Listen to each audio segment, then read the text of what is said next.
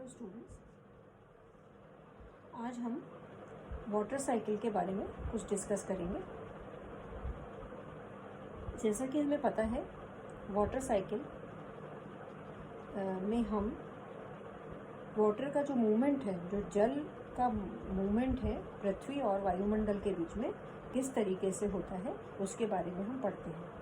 और हमें ये पता है कि जल या वाटर जो है वो एक महत्वपूर्ण इकोलॉजिकल फैक्टर है, पारिस्थितिकी कारक है और पौधों के जीवन यापन के लिए जल का होना बेहद ज़रूरी है। पौधे के साथ साथ में जितनी भी बायोटिक लाइफ है वो भी जल पे निर्भर रहती है और पृथ्वी पे जल के संदर्भ में पौधे अपना डिस्ट्रीब्यूशन पैटर्न भी या उनका वितरण भी जल की वजह से प्रभावित होता है। कुछ पौधे जल की अधिकता में अच्छी तरीके से ग्रो करते हैं, जैसे हाइड्रोफाइट्स हैं, और कुछ प्लांट्स जल की कमी में अच्छी तरीके से ग्रो करते हैं, जैसे जीरोफाइट्स या मरुद्भिद पौधे कहते हैं। तो जल का एक बहुत महत्वपूर्ण रोल है पौधों की मेटाबॉलिक एक्टिविटीज़ में, फिजियोलॉजिकल एक्टिविटीज़ में और उनके वितरण में, उनकी ग्रोथ के लिए जल का होना बहुत ज़रूरी है। तो ये जो जल है वो जो उसका स्रोत है, जो उसका सोर्स है धरती पे, वो मुख्यतया वर्षा के रूप में है। वर्षा जल के रूप में पृथ्वी पे आता है पानी और ये ज़मीन में परकोलेट करता है, ग्राउंड वाटर का पार्ट बनता है और फिर पौधे अपने रूट सिस्टम से इसको एब्जॉर्ब करते हैं। पौधे वर्षा जल को सीधे ही या डायरेक्टली एब्जॉर्ब नहीं कर पाते। कुछ पौधे कर पाते हैं, जैसे एपिफाइट्स हैं, वो डायरेक्टली वातावरण की नमी या जो भी जल की मात्रा है वातावरण में उस पर निर्भर करते हैं, लेकिन अधिकतर पौधे अपने रूट सिस्टम से, जड़ के माध्यम से ही उसको ले पाते हैं। तो वाटर साइकिल को पूरा होने में जल चक्र अच्छी तरीके से चले धरती पे, उसके लिए दो प्रोसेस जिम्मेदार हैं। दो प्रोसेस मिलके जल चक्र को कंप्लीट करते हैं वाटर साइकिल को। पहला है प्रेसिपिटेशन और दूसरा है इवेपोरेशन। प्रेसिपिटेशन का मतलब वर्षा के रूप में जल का धरती पे आना, और इवेपोरेशन का मतलब वाष्पन, जो धरती पे जल आया है या जल की मात्रा है उसका कुछ भाग इवेपोरेट होके, वाष्पित होके वापस वायुमंडल में जाता है और वो फिर से प्रेसिपिटेशन के रूप में धरती पे आता है। तो ये दोनों प्रोसेस लगातार धरती पे चलते रहते हैं और ये जल चक्र को बढ़ाने में, जल चक्र को पूरा करने में एक इम्पॉर्टेंट रोल प्ले करते हैं। धरती पे जितना भी जल अवेलेबल है वर्षा के रूप में, जो भी पृथ्वी पे वार्षिक रूप से आता है, उसकी मात्रा लगभग 4.46 जियोग्राम होती है। 4.46 जियोग्राम, और एक जियोग्राम का मतलब होता है 10 to the power 20 ग्राम्स।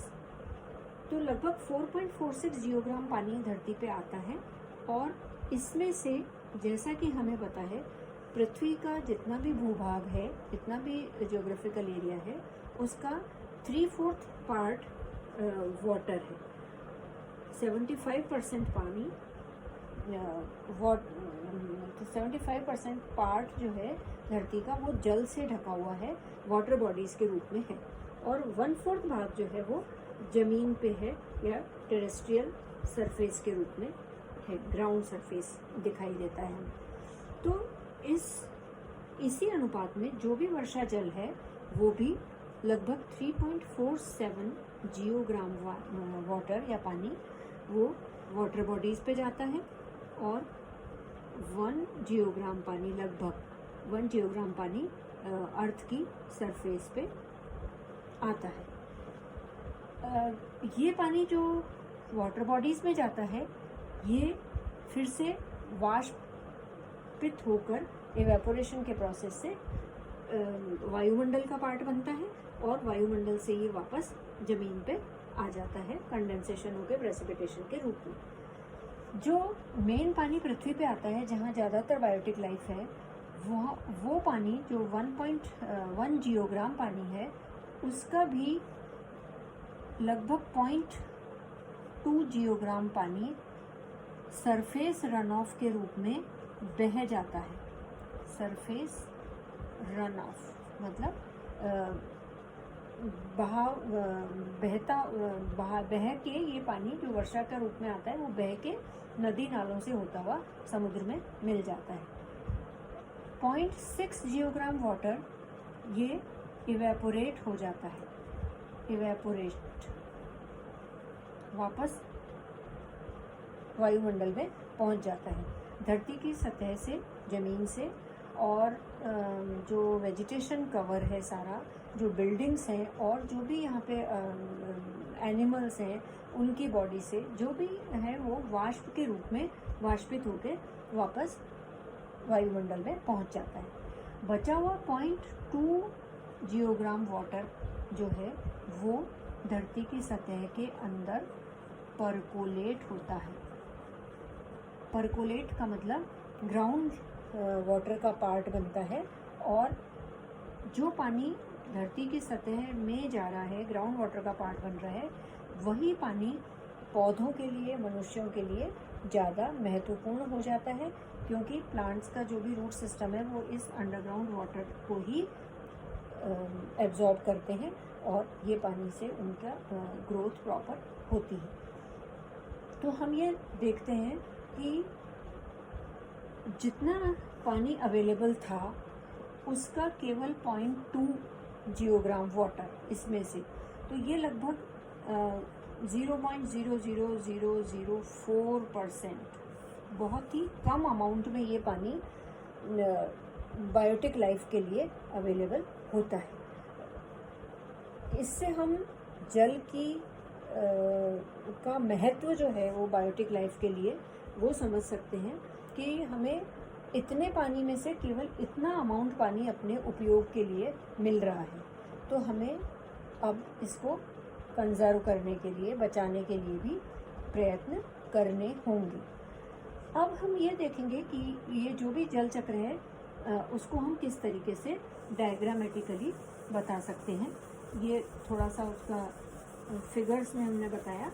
अब किस तरीके से ये ऑपरेट होती है वाटर साइकिल नेचर में, इसके लिए हम ये देखते हैं कि जो जैसे एटमॉस्फेयर में क्लाउड्स हैं और इनसे पानी वर्षा जल के रूप में धरती पे आता है। ये कहलाता है प्रेसिपिटेशन। इसको हम यहाँ पे प्रेसिपिटेशन को P से बताएंगे और इवेपोरेशन को E से बताएंगे। तो धरती पे क्या क्या चीज़ें हो सकती हैं इम्पॉर्टेंट, एक तो स्नो कवर्ड माउंटेन्स हो सकते हैं, मतलब एल्टीट्यूड्स पहाड़ हैं, और ये ग्राउंड लेवल है, और यहीं पे कुछ वाटर बॉडीज़ हो सकती हैं, समुद्र हो सकते हैं। जैसे यहाँ पे हम इसको ओशन के रूप में बता दें, जितना भी पानी है। और ये ग्राउंड लेवल पे कुछ रिवर्स या पॉन्ड्स हो सकते हैं, तो ये वाटर बॉडी भी हो सकती हैं। और यहाँ पे हम कुछ प्लांट्स भी बता सकते हैं, कुछ एनिमल्स भी बता सकते हैं। और यहाँ ज़मीन, ये जो पानी है वर्षा जल का, वो पहाड़ों पे भी आ रहा है, ज़मीन पे भी आ रहा है, और ओशन की सरफेस पे भी आ रहा है, वाटर बॉडीज़ में भी आ रहा है। ये सारे प्रेसिपिटेशन के रूप हैं। यहाँ जो पानी पहाड़ों पे आ रहा है वो भी बहता हुआ ओवरलैंड फ्लो, इसको हम बोलते हैं, ओवरलैंड फ्लो के रूप में ये धरती पे आ जाता है। जो स्नो है वो भी मेल्ट होके पानी के रूप में धरती पे आ जाती है। और कुछ पानी जो यहाँ पे बरसात के रूप में आया है वो परकोलेट भी होता है, ज़मीन का पार्ट भी बनता है। यहाँ पे भी जो पानी आया है वो परकोलेट होता है ग्राउंड लेवल में। जो 0.2 जियोग्राम की बात की थी हमने, वो यहाँ पे परकोलेशन के रूप में आता है। जो दूसरा इम्पॉर्टेंट प्रोसेस है वाटर साइकिल का, दैट इज़ इवेपोरेशन। तो इवेपोरेशन ग्राउंड लेवल से होता है ई के रूप में। जो वाटर बॉडीज़ हैं वो भी पानी इवेपोरेट करके ऊपर देती हैं। यहाँ पे जो वाटर बॉडीज़ हैं ज़मीन पे, नदी नाले झरनों के रूप में, पॉन्ड्स के रूप में, वहाँ से भी पानी इवेपोरेट होता है। जो एनिमल्स हैं उनकी बॉडी से भी इवेपोरेशन होता है।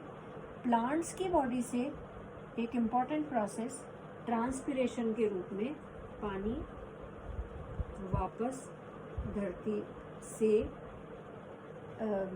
एटमॉस्फेयर में जाता है, ट्रांसपिरेशन या वाष्पोत्सर्जन के रूप में, और ये पानी भी वायुमंडल के में पहुंचता है इवेपोरेटेड वाटर के साथ में, और यहाँ ऊपर जाके ये क्लाउड का फॉर्मेशन करते हैं, और उसके बाद में कंडेंसेशन का प्रोसेस होता है जो प्रेसिपिटेशन के रूप में वापस धरती पे आता है। तो ये एक तो यहाँ एक छोटी साइकिल चलती है कि पानी इस जगह पे आया और वापस इवेपोरेट होके ऊपर गया, ये एक शॉर्ट साइकिल है। ये एक लॉन्ग साइकिल है जिसमें प्रेसिपिटेशन माउंटेन पीक्स पे है, अलग अलग सरफेसेस पे है, जोग्राफिकल एरियाज़ में है जहाँ ओवरलैंड फ्लो हो रहा है। यहाँ पे पानी जो ज़्यादा आ गया है वो सरफेस रन ऑफ के रूप में भी नदी नालों में होता हुआ समुद्र में मिल रहा है, और इवेपोरेशन का प्रोसेस चल रहा है, ट्रांसपिरेशन का प्रोसेस चल रहा है, जितने भी प्रोसेसेस हैं, एक्सक्रीशन का प्रोसेस चल रहा है, ये सारे प्रोसेस किसी न किसी रूप में वापस पानी को एटमॉस्फेयर में का पार्ट बनने दे रहे हैं, और एटमॉस्फेयर से ये वापस धरती पे आ रहा है। अमाउंट इसका लगभग निश्चित है कि 4.46 जियोग्राम वाटर आएगा, और इन चीज़ों में से वापस वो उसका पार्ट बनेगा। यहाँ जो इम्पोर्टेंट बात होती है या देखने में आती है कि हम पौधों के जीवन के लिए, बायोटिक लाइफ के जीवन के लिए केवल इस पानी पे डिपेंड करते हैं, और ये पानी जो की मात्रा जो हमने 0.2 जियोग्राम बताई थी, ये 0.2 जियोग्राम जो पानी है उसमें भी अब धीरे धीरे हमारी एक्टिविटीज़ के कारण कमी आती जा रही है। ये कमी किन एक्टिविटीज़ से आ रही है? हमने जैसे जो धरती है उस पर अर्बनाइजेशन का प्रोसेस चल रहा है, डिफॉरेस्टेशन हो रहा है, तो हमने यहाँ पे रोड्स बना दी, पक्के स्ट्रक्चर्स बना दिए। जो ज़मीन है परकोलेट कहाँ से करेगा? जो कच्ची ज़मीन है वहीं से पानी धरती में जाएगा। हम क्या करते हैं? ब्यूटिफिकेशन के नाम पे, अर्बनाइजेशन के नाम पे हमने ग्राउंड सरफेस को धीरे धीरे पक्का स्ट्रक्चर से कवर करते जा रहे हैं, और इसकी वजह से पक्के स्ट्रक्चर से पानी परकोलेट नहीं करेगा ज़मीन में, तो ये जो परकोलेशन वाला पार्ट है उसमें कमी आ रही है, और ओवरलैंड फ्लो और जो सरफेस रन ऑफ है, रन ऑफ के रूप में पानी ज़्यादा नज़र आ रहा है। तो हम आजकल ये देखते हैं कि कई जगह पे बाढ़ आना बहुत कॉमन हो गया है, क्योंकि पानी का रिसाव ज़मीन में नहीं हो रहा है। और जो अर्बन इकोसिस्टम की कुछ बुराइयां हैं उनके कारण भी हम ये कह सकते हैं कि ये पानी जितना आ रहा है वो काफ़ी पानी है हमारे पास में बारिश के रूप में, लेकिन उसका जो पानी हमें पौधों के लिए चाहिए, जो ह्यूमन या बायोटिक लाइफ के लिए चाहिए, एनिमल लाइफ के लिए चाहिए, उसकी मात्रा बहुत कम है। तो हमारी ये एक्टिविटीज़ ऐसी होनी चाहिए कि हम इस मात्रा को कम से कम 0.2 जियोग्राम तक तो बना के रखें, जो स्टैंडर्ड है। अगर हम बढ़ोतरी नहीं कर सकते तो इसमें कमी भी नहीं होने दें, तभी हम बढ़ती हुई आबादी के लिए पानी की आवश्यकता की पूर्ति करते रहेंगे, और जल चक्र जो है वो अपने स्टैंडर्ड रूप में धरती पे चलता रहेगा, और बायोटिक लाइफ जो है वो हमारी सस्टेन रहेगी। Thank you very much.